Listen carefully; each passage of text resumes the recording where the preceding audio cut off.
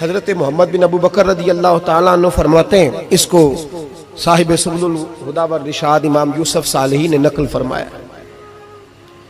کہتے ہیں کہ میں حضور کے ساتھ ایک جنگ پہ گیا تو واپس ہم آ رہے تھے تو اس جنگ میں بڑی فتح ہوئی، 5واں حصہ مال غنیمت کا ہم نے سرکار کی بارگاہ میں نذرانہ پیش کیا تو 80 اونٹ حضور کے حصے میں بھی آئے، اتنا نفع ملا۔ واپس آ رہے تھے تو ایک جگہ شام کا وقت ہو گیا، کچھ علاقہ اچھا ملا تو حضور نے فرمایا سفر آگے نہ کرو، یہیں پڑاؤ کر لو، پتہ نہیں آگے جا کے کوئی ایسی اچھی جگہ میسر آئے نہ آئے۔ حالانکہ حضور سارا کچھ جانتے ہیں، پر تعلیم امت کے لیے فرمایا یہی، کہتے خیمے لگ گئے، رک گئے، ایک ایک خیمے میں 2-2 4-4 آدمی۔ فرماتے میرے خیمے میں حضرت محمد بن ابو بکر جناب ابو بکر کے صاحبزادے، تو میرے خیمے میں جو صحابی تھے نا وہ بڑے موٹے تازے تھے، بڑے وجود ان کا بسطۃ فی العلم والجسم، موٹے تگڑے۔ مغرب کی نماز پڑھنے ہم حضور علیہ الصلوۃ والسلام کی بارگاہ عالی مرتبت میں حاضر ہوئے، حضور کے پیچھے نماز پڑھی اقتداء میں۔ کہتے نماز مکمل کر کے نا تو صحابی کا دل کیا میں دست بوسی کروں۔ اس زمانے میں لوگ لکڑی کے جوتے پہنتے تھے، کھڑاؤں کہا جاتا تھا۔ حضور کے قدمین شریفین پر نالین مقدس نہیں تھے اور حضور کا وجود نا بڑا نازک تھا۔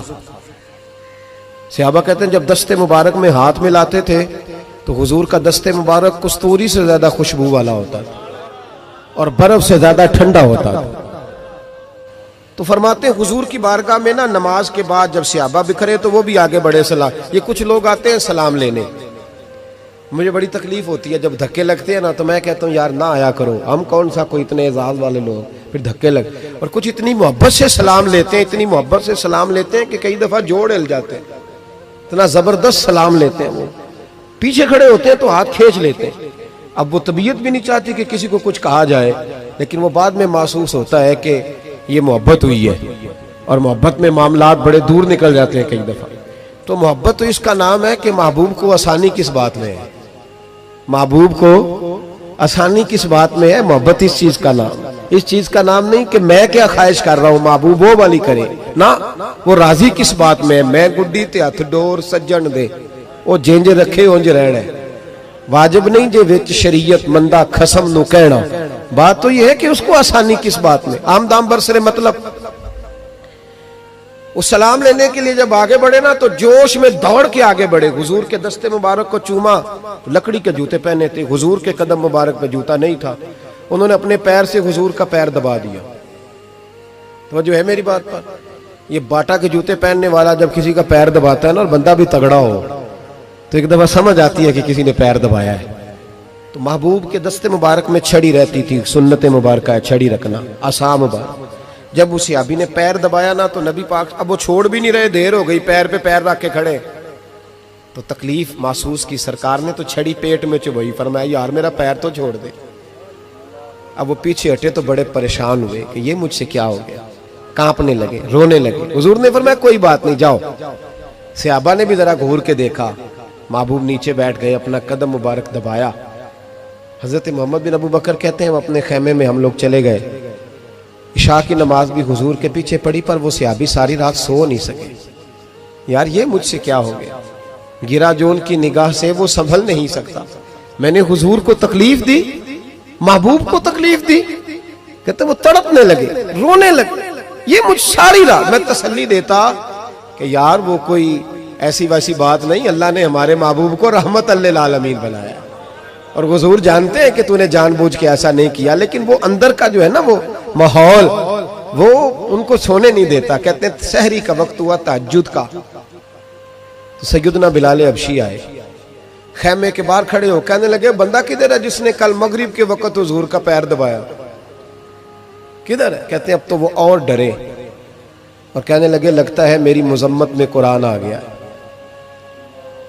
محبوب کی غیر ارادی بے ادبی بھی اللہ کو پسند نہیں، کہا لگتا ہے آیتیں آ گئی، پتہ نہیں میرے بارے میں کیا حکم آیا ہوگا، آپ اپنے ابا سے کہہ کے میری سفارش کرائیں گے، جناب صدیق اکبر سے کہیں گے، کہیں ایسا نہ ہو کہ میری دنیا بھی جائے اور آخرت بھی جائے۔ کہتے تڑپتے سسکتے در رسول پہ پہنچے، سحری کا وقت، حضور تشریف فرما ہے، کہتے اب میں اور وہ منتظر تھے کہ کوئی ایسا حکم آئے گا پتہ نہیں کیا بنے گا اور اس حکم کے معاملے میں پھر کہاں تک بات جائے گی. قربان جائے جب حضور کے سامنے کھڑے ہوئے تو سارا کچھ جاننے والے محبوب نے اپنی امت کی تعلیم کے لیے فرمایا بھائی عشاء کے بعد ہی تجھے بلانے کا ارادہ ہوا تھا, پھر خیال آیا کہ تو کہیں سویا ہوگا, سحری میں لوگ اٹھ جاتے ہیں تہجد کے لیے, اس لیے تجھے بلایا ہے. فرماتے ہیں اب انتظار تھا کہ وہ بڑی بات آئے, ڈر رہے تھے, لیکن قربان جائیں نبی پاک نے پیر دبانے کا ذکر ہی نہیں فرمایا.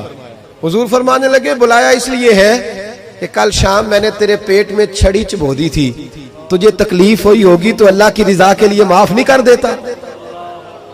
جناب محمد بن ابو بکر کہتے ہیں پہلے تو وہ اکیلا روتا تھا, اب ہم سب نے رونا شروع کر دیا.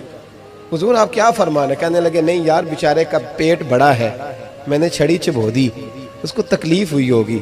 اور کیا لفظ ہے حدیث میں, محبوب فرمانے لگے میں ساری رات سو نہیں سکا, اس کا وہ درد. او بھائی تو اپنے ابا کو سخت بات کہہ کے آ کے بیڈ پہ آرام سے سو جاتا ہے, تو اپنی اماں کو سخت جملہ کہہ کے وہ تڑپتی رہتی ہے, اسے وہ ساری راتیں یاد آتی ہیں جو اس نے بیٹے کے لیے بیدار رہ کے گزاری ہوتی. تو ایک فکرہ کہہ کے تو سوچتا ہی نہیں, کہنے والے تو کہہ ہی دیتے ہیں, یہ سننے والے ہیں جو کمال کرتے ہیں, تو نے خیال ہی نہیں کیا. محبوب فرمانے لگے سو نہیں پایا, چل اللہ کی رضا کے لیے معاف کر دے. تو کہنے لگے حضور وہ تو میں نے پیر دبایا تھا اس لیے آپ نے مجھے چھڑی چبھوئی, آپ کیا کہہ رہے ہیں؟ تو محبوب فرمانے دیکھیں وضاحت دیکھیں.